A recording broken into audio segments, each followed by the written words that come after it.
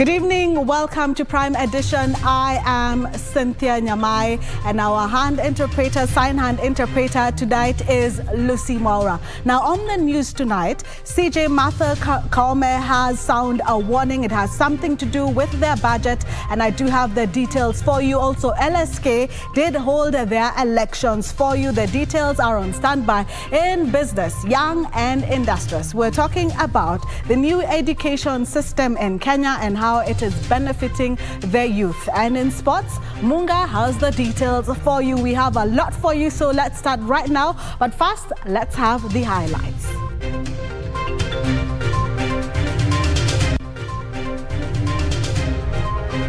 We have a human resource capital deficiency of 56%. We have a budgetary allocation deficiency of 21 billion. Judiciary cash crunch. Chief Justice raises red flag over ability to handle election disputes. Let's be humane. ODM leader calls for prudence in dealing with border menace. Sustainable tourism. Kenya to phase out diesel-powered vehicles in its national parks.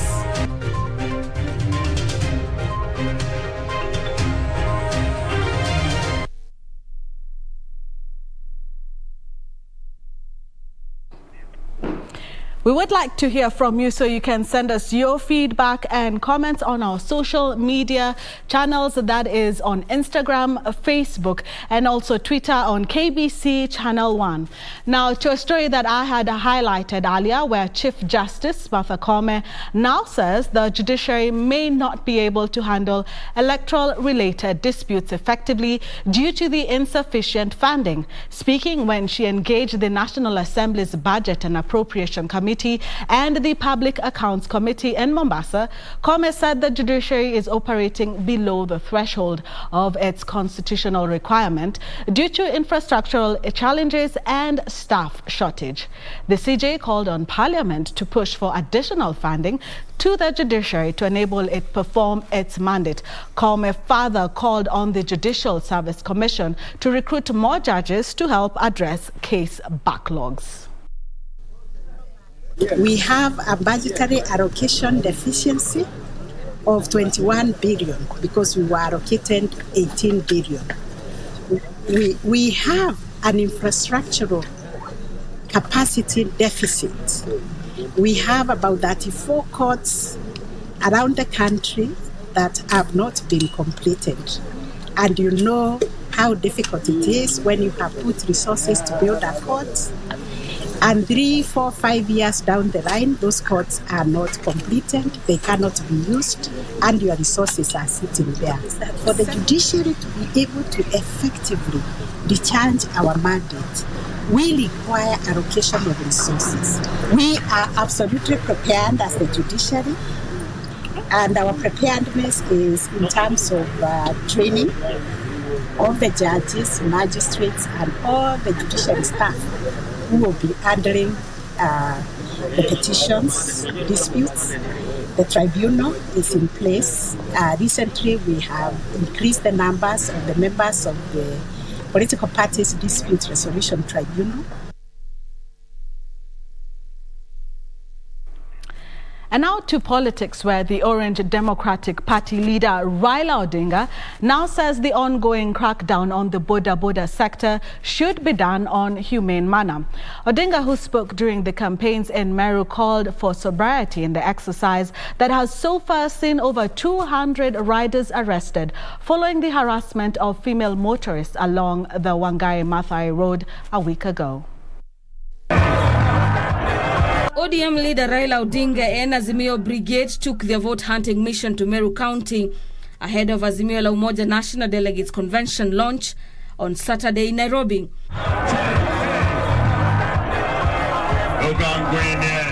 Odinga using the occasion to weigh in what has turned into a national debate over the border sector. Odinga calling for sobriety in the exercise that have so far seen over 200 riders arrested. Lakini sio ati wale wote ambao wako katika hiyo biashara ni wahalifu. wale wengine waachiliwe, maana wanafanya kazi vizuri. Mimi ningependa kuhimiza askari wacheni kunyanyasa kwa bodaboda. During the campaigns, Odinga pledged to improve the region's economy by intervening to lift the ban on the export of miraa. Maneno ya soko ya miraa, mnajua tuko na shida huko Somalia. Pia tunaomba ikifunguliwa huyo rais wa huko, uchaguzi ukiisha, ututetee pia hiyo soko ifunguliwe. Wakulima wale wa miraa, wale wa mahindi na kadhalika watapata msaada kutoka kwetu. These as area leaders urged Odinga to pick Agriculture Cabinet Secretary Peter Munya as his running mate. Tuko chini ya Raila Amolo Odinga na waiting deputy president wa nchi yetu ya Kenya, Peter Katirao Munya. Wengine wanasema Raila anakura Meru. Anakura ama anakura? Tunataka kuasa siasa za kikabila nyuma. Tuunganishwe pamoja na President Uhuru Kenyatta na Raila Amolo Odinga, tuwe na Kenya mpya tukienda mbele. Meanwhile, it all systems goes for the Azimio rally to be held in Kisumu this Friday. Tomorrow is the day to show the might of the fifth.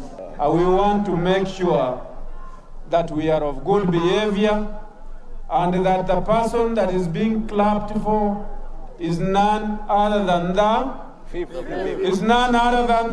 I know that we have had problems on the border at the national level, but I assure you that here in Kisumu, we have spoken with the authorities. The Independent Party KANU has meanwhile said it will attend the Saturday's Azimio la Umoja Delegates Convention as part and parcel of the movement.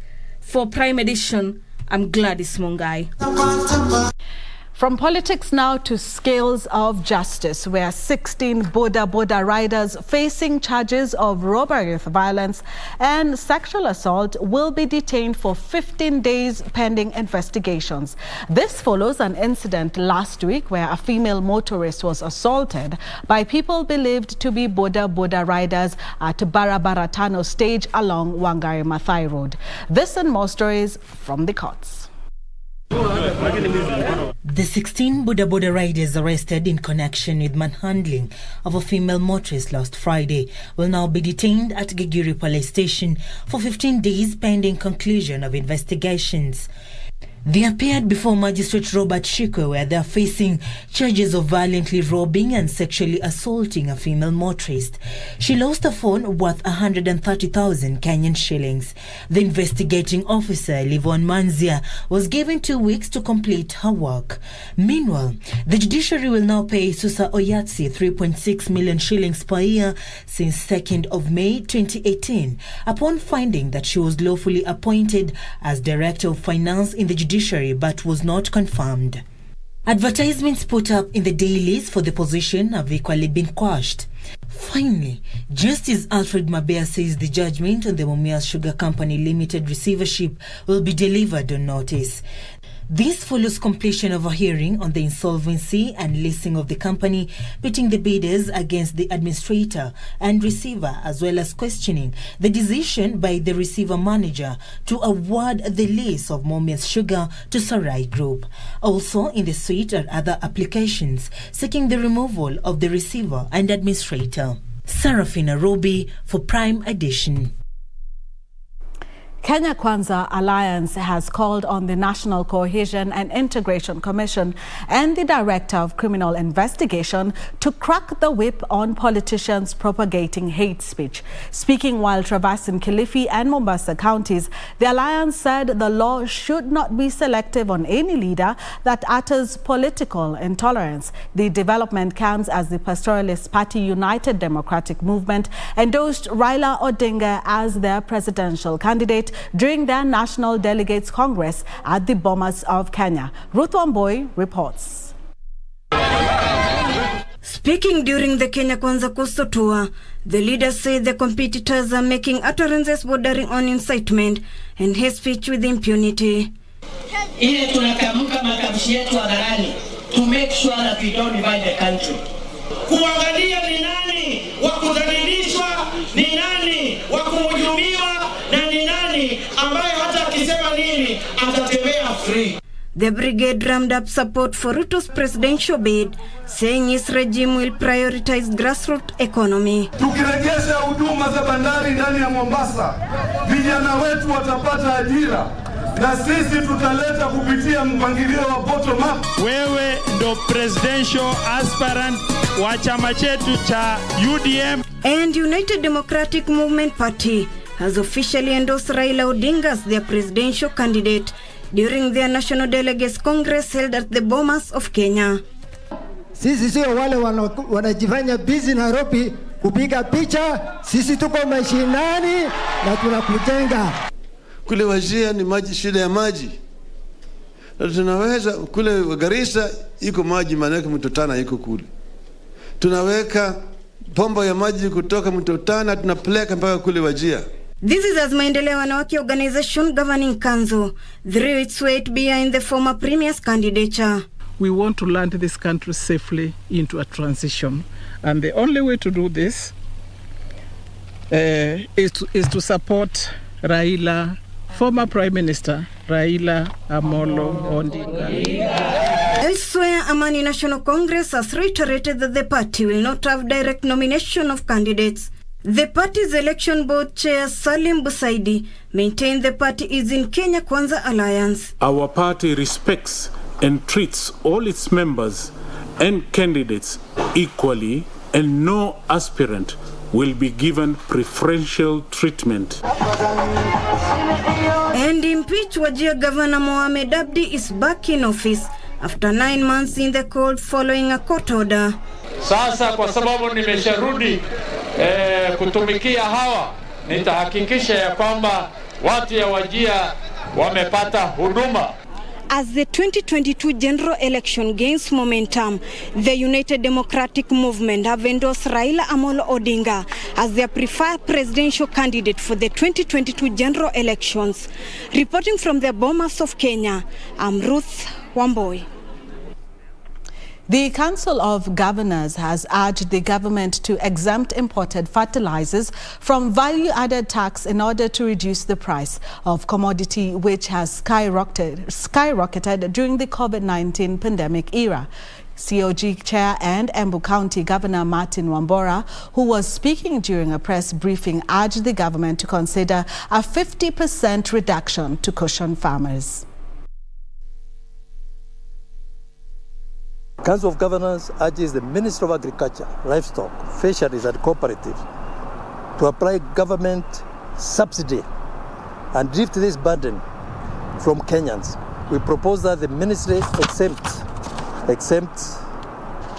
fertilizer products from VAT and import duties and subsidize farm inputs by 50% in order to lower the prices. This is the only immediate and short-term solution to the ongoing problems in the sector. Now, Kenyans have been asked to embrace regular medical checkup to keep away non-communicable diseases, most of which can be treated if diagnosed early. Health experts who spoke during the World Kidney Day celebrations are reporting increased burden of kidney diseases in the country, saying this could quickly overwhelm health facilities if speedy action is not taken. Purity Museo reports. Gertrude Mwazo was diagnosed with kidney disease in 2020 after struggling with hypertension for 4 years. The disease was at stage 4 when it was detected, hence transplant was the only treatment option for her. In June last year, I got an attack. That was an infection because of the kidney failing.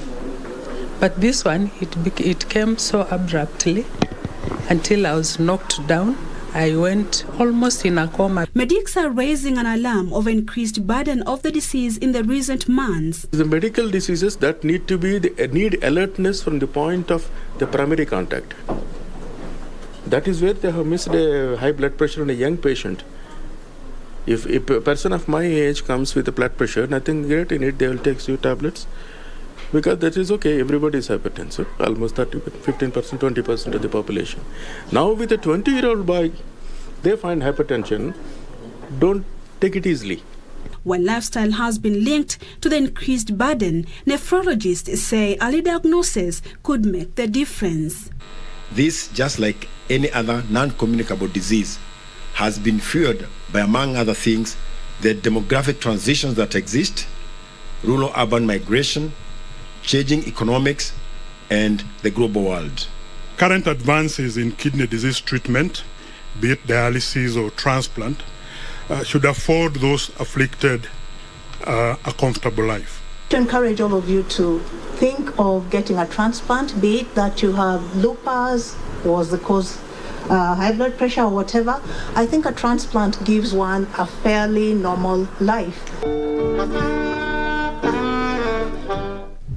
During national celebrations at Kenyatta National Hospital, experts also urged the National Health Insurance Fund (NHIF) to consider ensuring outpatient treatment. We'll be on that single vision of delivering universal health coverage so that all Kenyans can be able to enjoy health care, not only on renal, on oncology, or in diabetes or hypertension. And again, the difference between Chief Administrative Secretary in the Ministry of Health, Dr. Mercy Mwangangi, on her part, said the government was committed to ensuring improved health care for all. We have passion now, we have excitement, we have the motivation to ensure that the UHC dream is realized for all Kenyans. And so I do thank NHI for their contributions in defeating kidney disease. This year's theme for World Kidney Day was Kidney Health for All. Purity Museo, Prime Edition. Now, this is an interesting story. Now, the Nairobi County Government and the Metropolitan Services are on the spot over the controversial allotment of public land in the city. Lands Cabinet Secretary Farida Karone submitted before the Senate Devolution Committee documents detailing how private developers are leasing public land that is under the Nairobi County Government. And as our parliamentary reporter Geshuki Washuri reports, senators expressed shock after learning that the lease of the Pumwani Maternity Hospital expired in 2012 and the city-county government is yet to seek its renewal. Lands Cabinet Secretary Farida Karone appeared before the Senate Devolution Committee over eviction of residents of Nairobi City Water and Sewerage Staff Quarters in Eastleigh and Pumwani Staff Quarters. The Cabinet Secretary revealed Nairobi County Government was yet to renew the lease for Pumwani Maternity Hospital that expired in 2012. This even as public parcels of land adjacent to the maternity hospital had been illegally allocated to private developers. You already know that the staff quarters is a serious dispute. Chances are they may have been allocated already to someone, like what you reads out in your testimony. Now, as it stands, Pumwani Maternity Hospital is sitting on land whose leasehold they do not have. Chair, you will be surprised to know that up till now, Uhuru Park did not have a title. We are working on that. KICC ground, Central Park. We are working on this, all these public institutions within Nairobi, Chair. The senators queried how Nairobi County Government had allocated parcels of public land to Nomad Resort Limited, Yorkshire Company Limited, and Avalanche Investment Group. The Senate is yet to establish the faces behind the three companies. You'll realize that Nomad Resort Limited, a company that was incorporated on 11th of February 2000, was allocated the land in Eastleigh on 9th of March 2000, 1 month after incorporation. And then the deed plans and the registration of title was done 18 years later.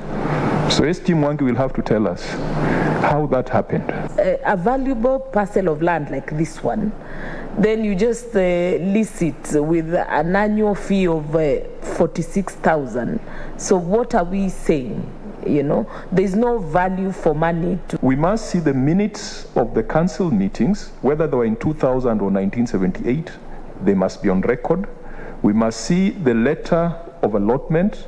We must also get the certificate of incorporation for the companies that were allotted, because, Chair, it is already emerging that some companies were allotted land just 2 weeks after the incorporation. Some companies were allotted land 10 years before they became tax registered. So we must see that. The Ministry of Land submitted 1,500 parcels of public land has so far been documented in Nairobi in the ongoing digitization program, and the titling process has started. The senators now want Inspector General of Police, the Director General Nairobi Metropolitan Services, and the Governor Nairobi City County to appear in person next week Wednesday to answer the many questions surrounding allotment of public land in Nairobi. Reporting from Parliament, I'm Geshoki Washira. We'll take a short break, but when we come back, we'll tell you the latest on the ban on scrap metal. That and more coming up shortly.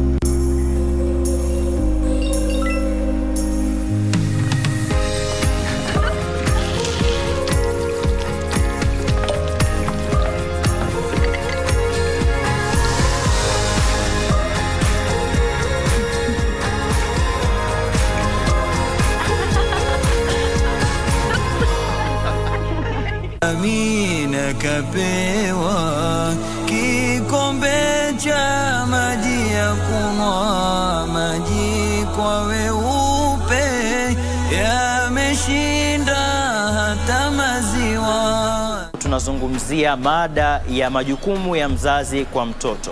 Kama wazazi sisi ni jukumu letu kubwa kujua haki za watoto wetu, kwa nini zinazofaa wafanyiwe. Kwa hivyo tuweni makini sana na hawa watoto wetu ili tupate kujua wanaoyafanya, ndo ili baadaye mustakabali wao, maisha yao yawe katika mwelekeo wa Allah subhanahu wa ta'ala.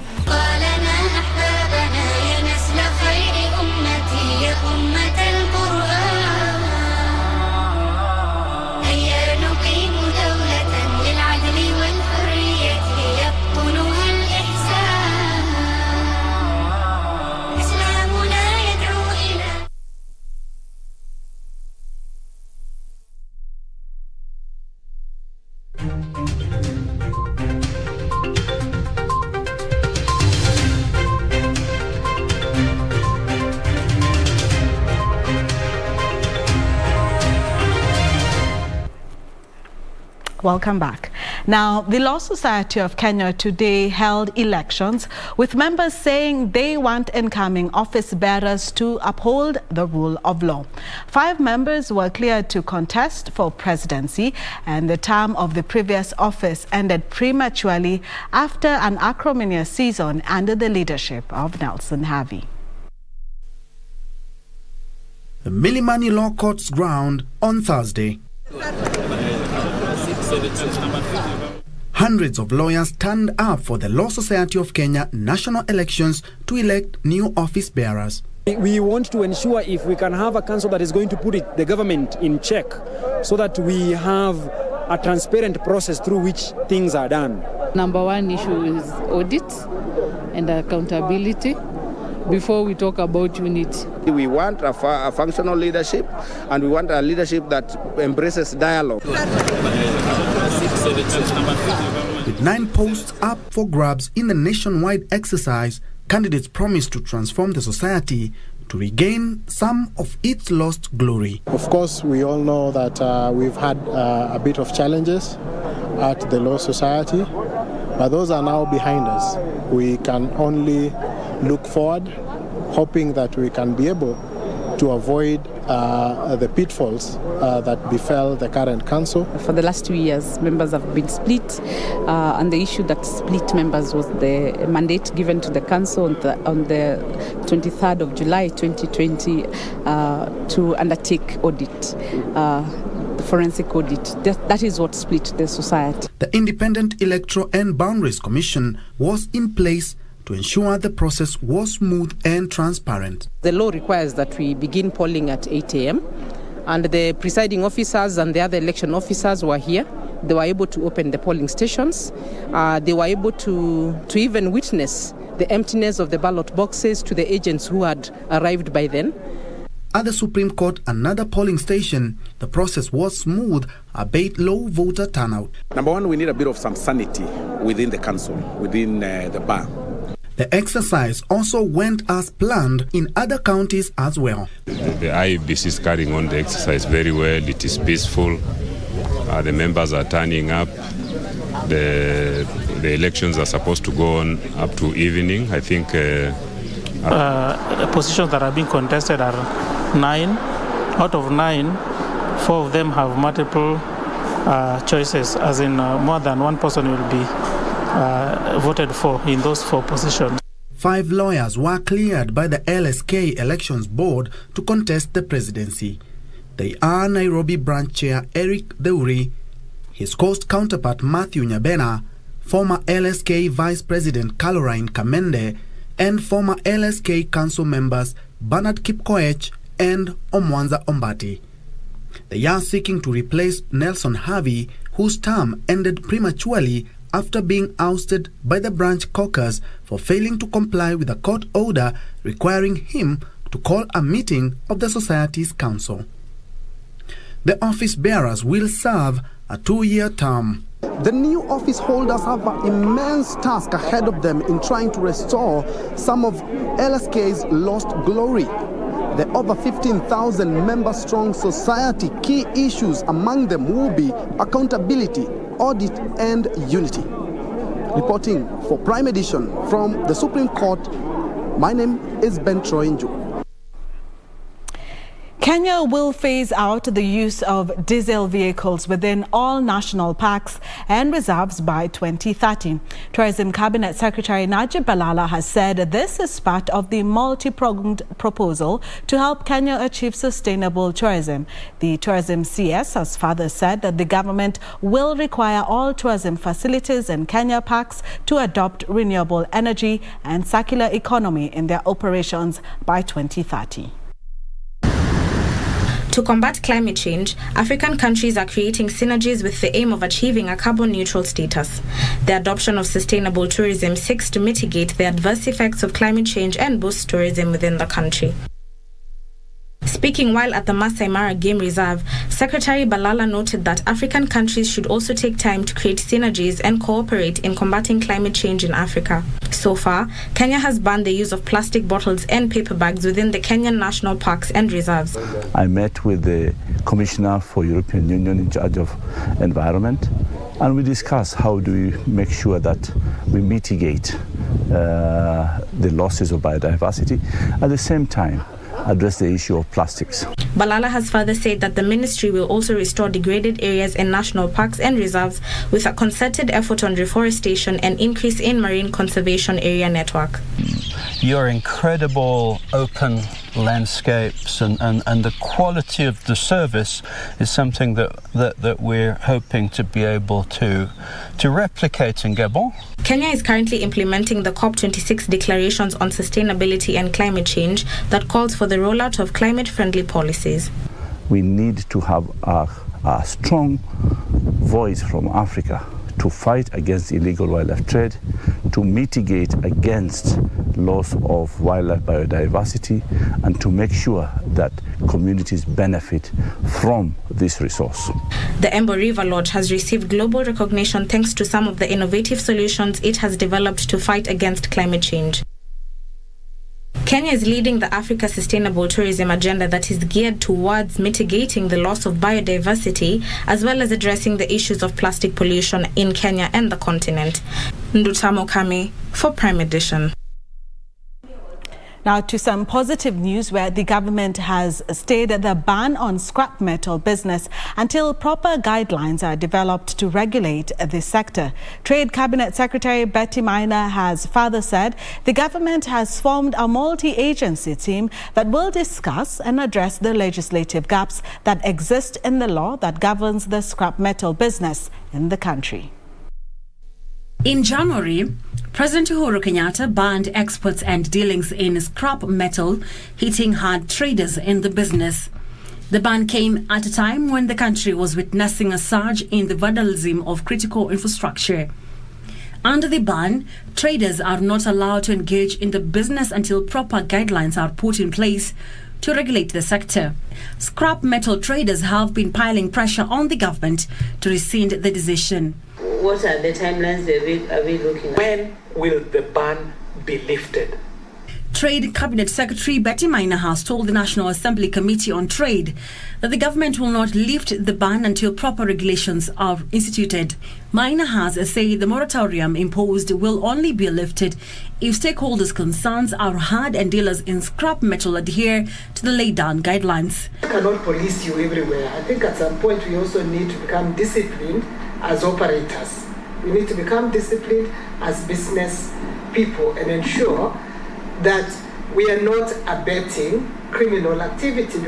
Member of Parliament for Dagoretti South, John Kiari, said the decision is punitive to traders and exporters who solely depend on the business as their main source of livelihood. The public and industry players are feeling that there was no need for a ban if the laws that are there are sufficient. Exporters and dealers have been advised to apply afresh for licenses, and so far only 91 dealers have applied out of 700 dealers. Requested and invited dealers and traders, smelters, everybody in the entire ecosystem of scrap metal. We've invited them to apply for licenses.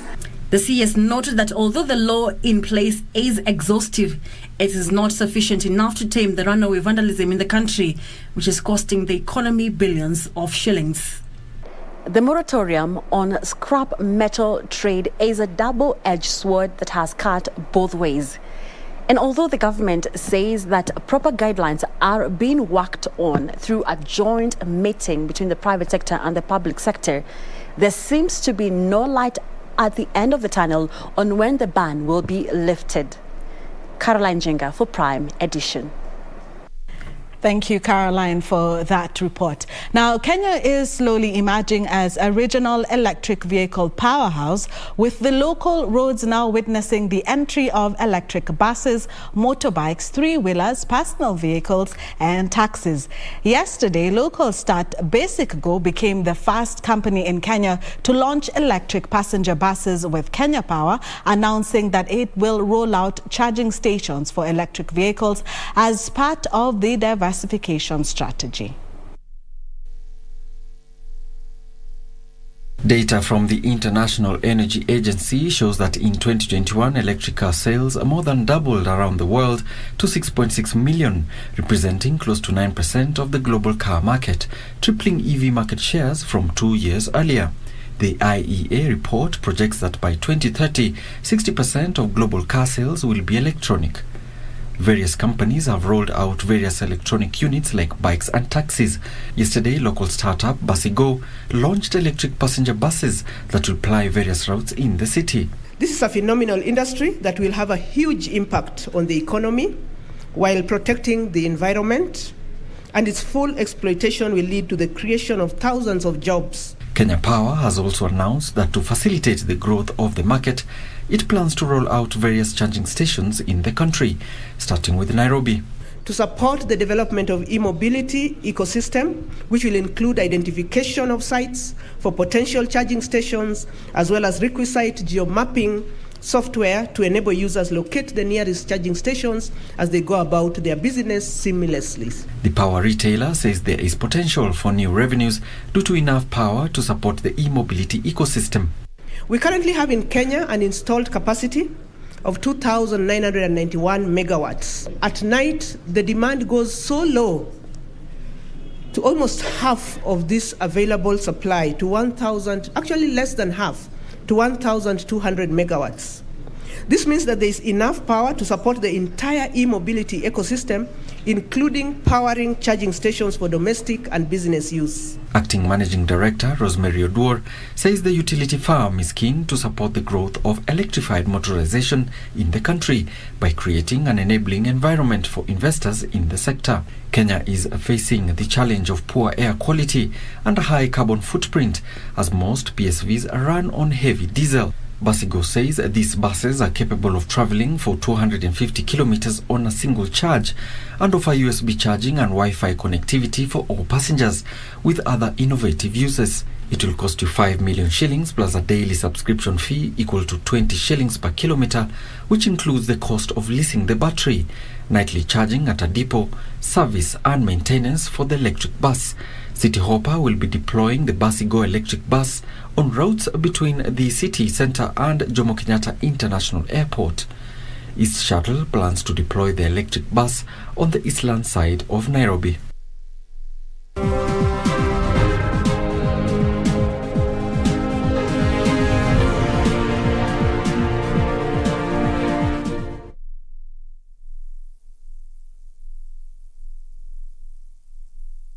DRC is a country endowed with arable lands, rich mineral deposits, and an insatiable market for goods and services required by the almost 100 million population. The Kenya and DRC governments organized a trade mission in partnership with Equity Group that saw more than 300 investors and entrepreneurs visit the vast country for 2 weeks. Watch this documentary on how the DRC is ripe for investment and trade on KBC Channel 1 on Friday the 11th of March from 6:35 p.m.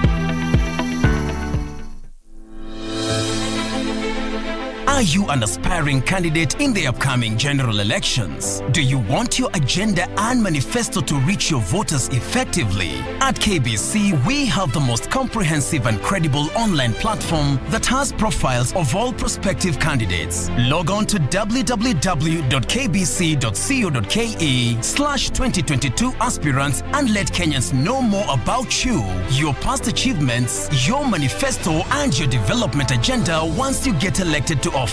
What's more, the website is easy to navigate. We will create your profile, post pictures and short videos with your campaign messages at affordable hosting fees. Log on to www.kbc.co.ke/2022 aspirants today and establish your brand authority as we lead towards the forthcoming general elections.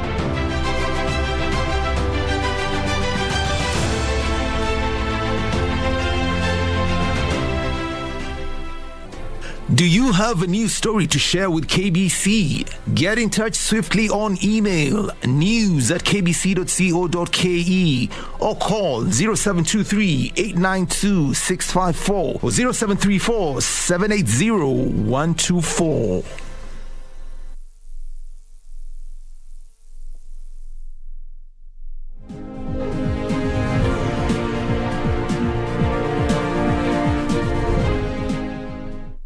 Welcome back. It's now for FarmWise.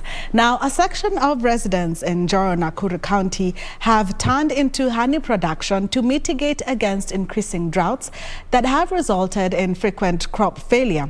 Apart from producing honey for both domestic and export markets, the farmers have also been engaging in honey value addition, producing an assortment of products in a bid to maximize on their earnings. This week on FarmWise, we focus on honey production and value addition.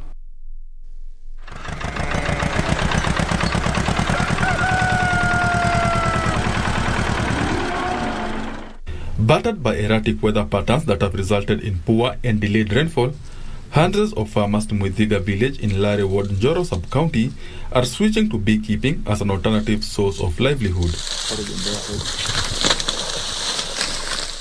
The farmers have more than 30 hives and have formed a beekeepers association to aggregate their produce to enjoy economies of scale. A hive can produce up to 30 kilos of honey every 4 months, with the farmers making more than 30,000 shillings per hive. Tumeona projection yetu tunaweza pata na tumepata pesa mingi za kutusaidia kwa miji yetu na pia kusomesha watoto wetu. Apart from honey production, the group has also ventured into wax, pollen, propolis, royal jelly and bee venom production as value addition. Tulinunuliwa mizinga 35 kwa kikundi cha watu 30 na so far tumevuna safari 3. Msee sasa mimi naona niasiria jembe niendelee na hii kazi ya nyuki. Nikipata misiga mingi nitakuwa ingirisa nyuki nyingi. To address cases of reducing colonies, the farmers have planted 25,000 indigenous trees to attract bees. When establishing the proper foliage for our bees, we are very much concerned about what we are establishing. So issues like maintaining even the water catchment areas or the wetlands is very much well emphasized and practical when it comes to apiculture. The Nakuru County Government, in partnership with the National Agricultural and Rural Inclusive Growth Project, have inked deals with various financial institutions and cooperatives to advance cheap loans to the farmers to help them increase their production. Providers who are to take our farmers through all the stages of proper good apiculture so that we will improve their livelihoods. Farmers are also receiving training on modern beekeeping techniques to ensure they adhere to the safety regulations in a bid to tap the wider international markets after securing a deal to export the commodity to the UK market. Pata chakula lazima uwe na kilimo bora. Kilimo bora kinahitaji pesa. Hizi pesa ndizo tumepata kutoka kwa kazi ile tumefanya ya ukulima wa nyuki kwa kuuza asali. Benson Rioba for Farm Voice. Corporate Kenya is raising concern about overheating political temperatures in the country. The Kenyan Private Sector Alliance is urging politicians to tone down their political rhetoric, which is causing jitters among their investing communities. KEPSA CEO Carol Kariuki says the country must adopt a blockchain approach to ring-fence the economy from the negative impacts during the political seasons. The Kenyan economy is usually the first casualty during the political season. The economy goes through cyclical cycles that knock off economic growth.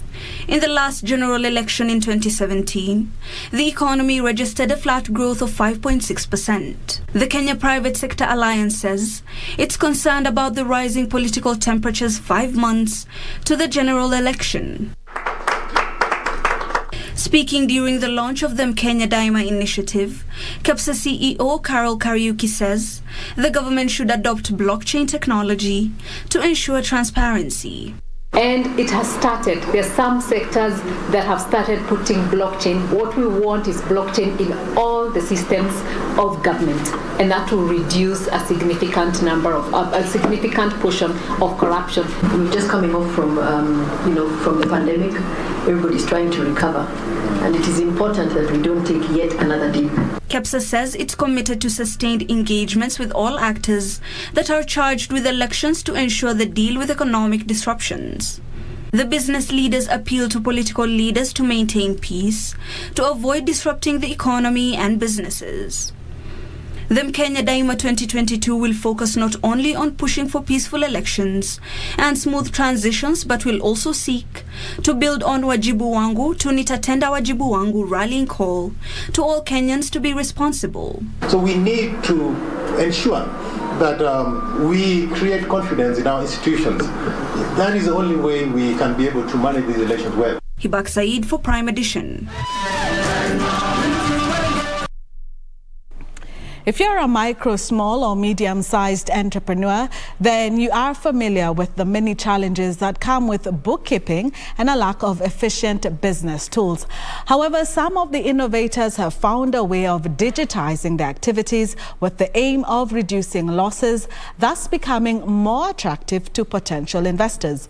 Tonight on Tech One, we'll look at how small businesses are adopting new ways of ensuring business continuity through the use of smart business practices. Despite small businesses' significant contribution to Kenya's socio-economic development, they continue to perform below capacity, riddled with a high mortality rate. The scenario is bleak, with the Kenya National Bureau of Statistics SME report showing that 75% of small businesses die within 3 years of inception, underpinned by challenges such as access to finance, markets, information, technology, lack of management skills, and unsupportive policies, among others. How do we make sure our businesses get restocked? How do we make sure that our businesses get the latest or the fresh products in, to drive the economy of our countries? The emergence of COVID-19 has further adversely affected MSMEs, with 37% of SMEs scaling down their production since Kenya reported its first case of COVID-19 in March 2020. This means that many had to revert to unconventional or technological ways in order to survive the onslaught. The little shop owner now has access to basic digital platforms, very basic, that allows, first of all, they can onboard all their customers, get their customers to subscribe, which means they make money on day one when the customer comes, even to collect that credit, but without changing the thought process of the customer. The use of technologies in business, such as the increased uptake of mobile money payment systems like M-Pesa, Airtel Money, and T-Cash, have proved helpful. SMEs say other business tools such as Paylend have come in handy during these tough times. Paylend has offered them a platform that they can record the credit transactions, and not only these credit transactions, but also cash transactions that they do on a daily basis, making them bankable and also able to access credit from financial institutions. Paylend, a startup itself, is an application that helps businesses digitize by providing an array of services, including access to credit, crowdfunding tools, forming alliances with strategic partners, among others. Proponents of technology in business say that no one should be left behind when it comes to access to technology that can potentially facilitate wealth creation and drive digitization. Alan Auko, Tech One. News on the EAC, where non-tariff barriers remain the biggest challenge facing the East African community. The East African Business Council is calling on the EAC member states to resolve non-tariff barriers that impede intra-regional trade. Trade within the EAC stands at about 13%, a figure which is low compared to other regional blocs such as the European Union that stands at over 70%. As Betty Kitum reports on the addition of the EAC integration, the elimination of NTBs will deepen and spur regional trade.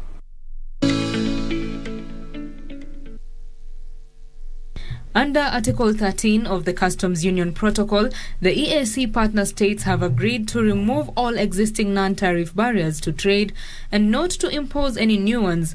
The protocol on the establishment of the East African Customs Union came into force in 2005.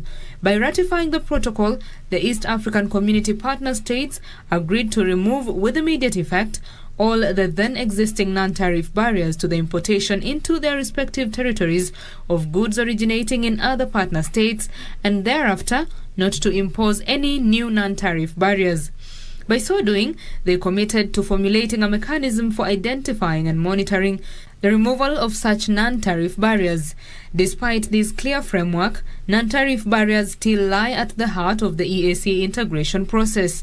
NTBs include tax-like measures that impose a monetary cost on imports, quality and safety standards, import bans, and cost-increasing customs and trade facilitation measures incurred as a result of the monitoring and enforcement of trade facilitation and customs rules.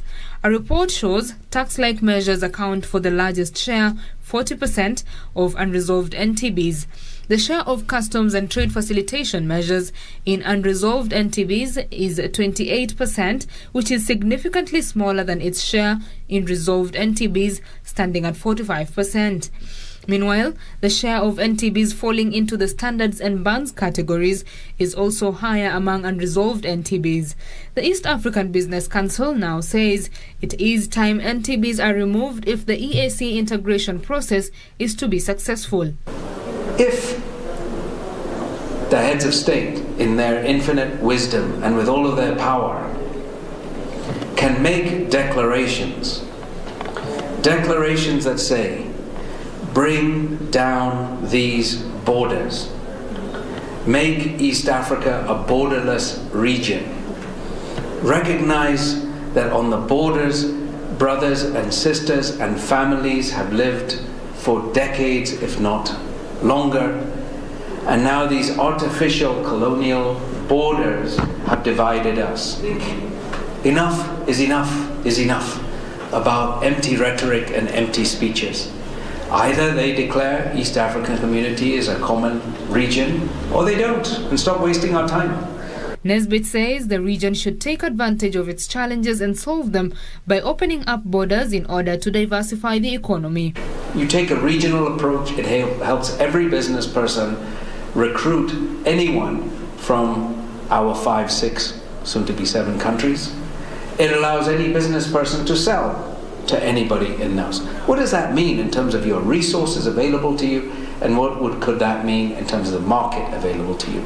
To prevalent of NTBs, these measures we impose on our goods. So our peer and core as ABC is to remove those barriers that hinder trade, to harmonize standards, to harmonize our SPS measures, to embrace technology, digitalization. EAC ministry officials say there is a need to ensure that transport, logistics and manufacturing work together for a common trade opportunity.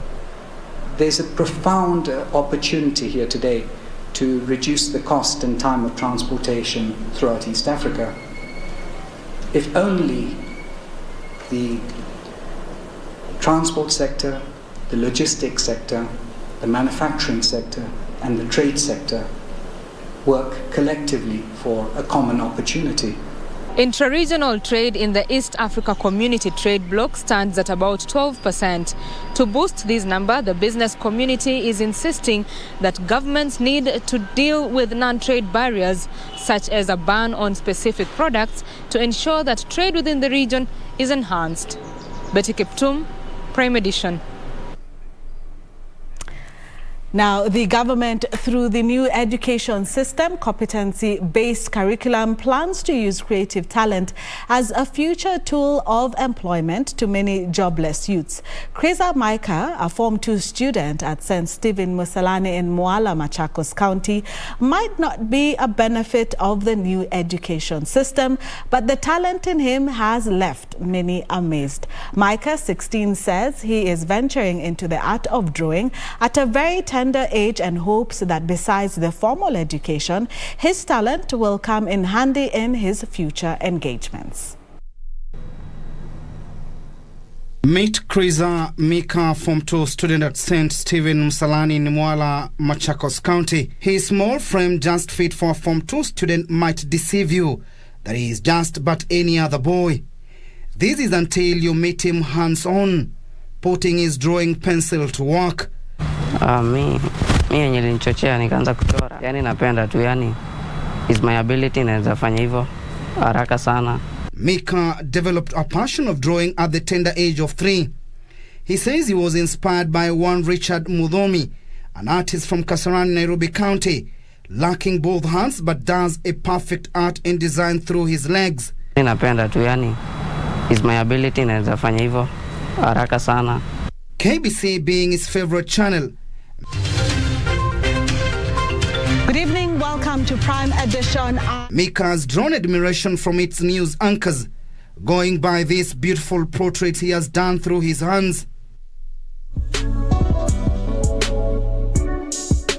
Channel 1 Easy Friday Bulletin presenter Shiksha Arora and Darubini's Sarafina Robi appears to be some of his favorite presenters.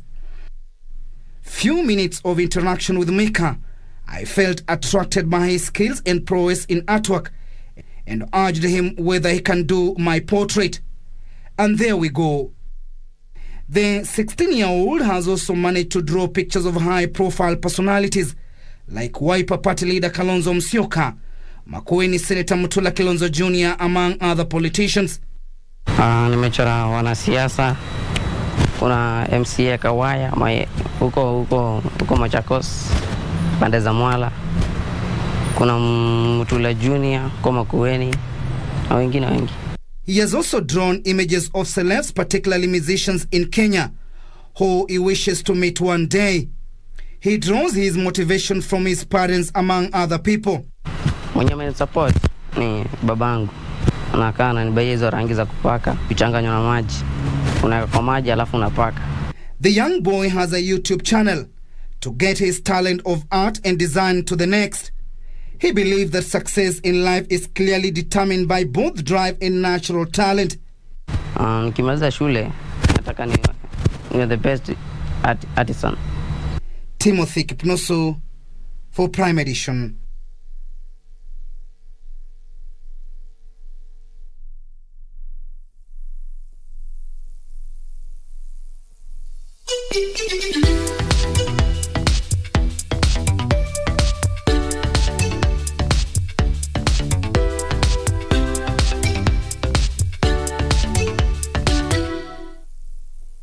To get Romans chapter 10 as your skiza tune on your phone, dial star 811 star 962 hash.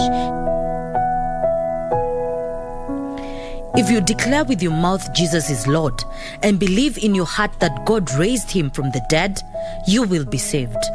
Romans chapter 10 verse 9. To get Romans chapter 10, dial star 811 star 962 hash. Star 811 star 962 hash.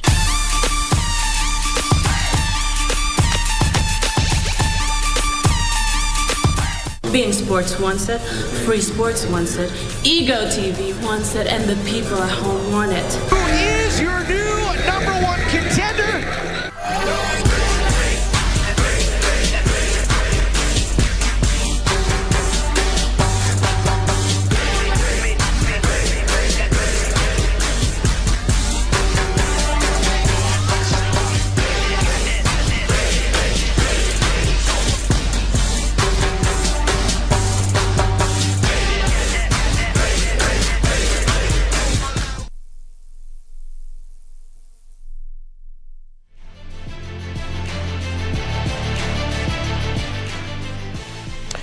Oh, good evening. As always, it is a great honor to have your company for KBC Sports with me, Richard Munga.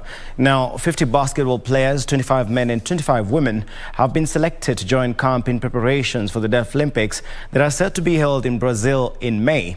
The players were selected after a rigorous selection process held today at the Nyamai National Stadium, with the final squad set to be named just before the teams depart for Brazil. The players were selected on merit of games played, individual skills, team skills, discipline shown on and off the court. There was also a balance on regional basis, with the players representing almost all counties, with the youth getting a lion's share of the sports in the team. The 2022 Deaf Olympics will be held from the 1st till the 15th of May in Brazil.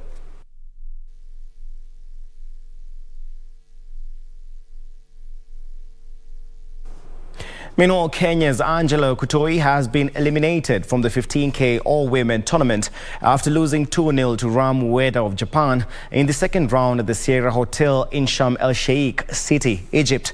Kutoi struggled with her serves and returns against her 23-year-old opponent, who consecutively dominated all the 3 games in the first set.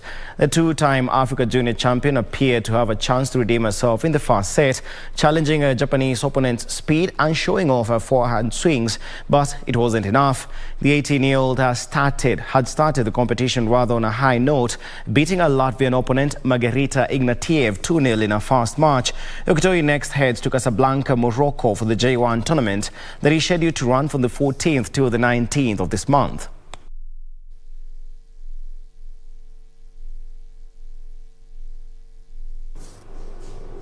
Now to a bit of football matters. Harambee Stars captain Michael Olunga is expected to bag the Golden Boot accolade as the 2021-2022 Qatar Stars League comes to an end tomorrow. The Al Duhail striker, who leads the scoring charts with 24 goals, will look to add to his tally in their final match of the season against Al Ahli Doha at the Al Gharafa Stadium. His closest competitor is Ghanaian captain Ayew. To deny Olunga the Golden Boot, Ayew will need to beat the record for the most goals scored in a single match that is held by Algerian Baghdad Bounedjah since 2018.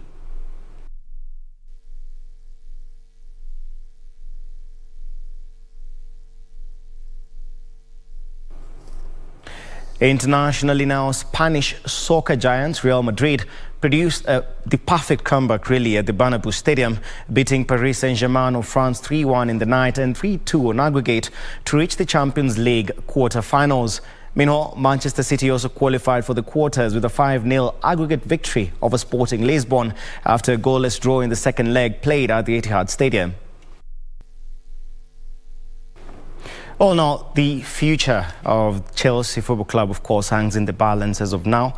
Today, of course, the owner, Roman Abramovich, was banned, obviously, the sanctions against Russians, of course, due to the Russia-Ukraine conflict. But tonight, Chelsea will look to put all that behind them, or rather forget that, when they take on Norwich City in an English Premier League match. But, of course, the shirt sponsors, number 3, a telecom company, of course, they have pulled out of the sponsorship deal, meaning that Chelsea is expected to play with a blank jersey, to say the least. And in other matches, you have Wolverhampton Wanderers taking on Watford. You have Newcastle playing away to Southampton, of course, in the South Coast. And in the other match of the night, Aston Villa will be hoping to continue their fine form when they host Leeds United at Villa Park. Well, that's all the time we had for sports, but remember, for all the updates, stay tuned in to KBC Sports subsequent bulletins. Do have a good night. I'm Richard Munga. Don't go too far. Cynthia Nyamai is on the other side of the studio. Thank you, Munga, for all the action in sports. Now, just some of your comments. Today, we do have a viewer from Uganda who sent in a message, Mr. Kipkurui, who says he always enjoys the business bulletin on Thursday. Of course, we do have more business stories for you every Thursday. And also, Rose Mutuku from Machako says that she enjoys young and industrials and she would like to see more female entrepreneurs. We do take your suggestions and your feedback very seriously. Now, well, that's it we have for you today. See you next Thursday. From me and the rest of the team, have a good night.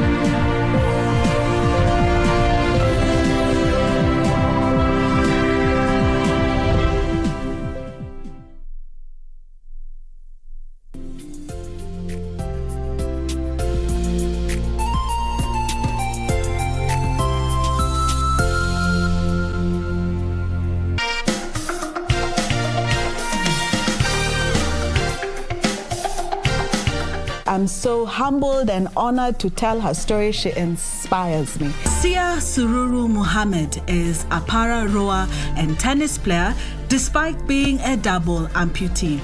At just 2 years old, Asia lost both legs and several fingers in a tragic train accident. I just watching it come, and then just like that, I fall on top of those lanes, and then it crossed over my legs. At 8 years, I was officially disabled and an orphan at the same time. You do not want to miss the inspiring story. She's been able to change her story from tragedy to triumph, and we'll find out how exactly did she get into sports.